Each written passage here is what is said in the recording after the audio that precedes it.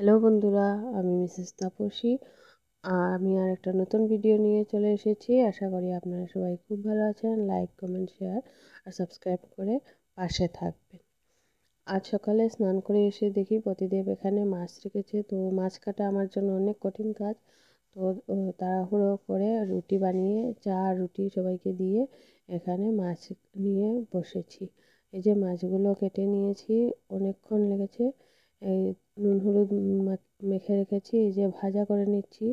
আর এখানে বসে কোয়াশ ভাজা, আর এখানে ডালগুলো সিদ্ধ করে নিয়েছি। এদিকে ভাতও বানিয়ে নিয়েছি। আর এই যে সব মাছ ভাজা হয়ে গেছে, এগুলো কালকের জন্য রেখে দিয়েছি। এই যে রান্না হয়ে গেছে, এই যে হয়ে গেছে আমার কোয়াশ ভাজা। আর এই যে মাছের ঝাল করেছি, খুব দারুণ হয়েছিল খেতে, ঝালটাও হয়েছিল বেশ। আর এখানে ডালটাও বানিয়ে নিয়েছি। তারপর ভাত টাত খেয়ে নিয়েছিলাম। তারপর এই যে গাছে একটাই পেয়ারা ছিল, লাস্ট পেয়ারাটা পেরে নিয়েছি।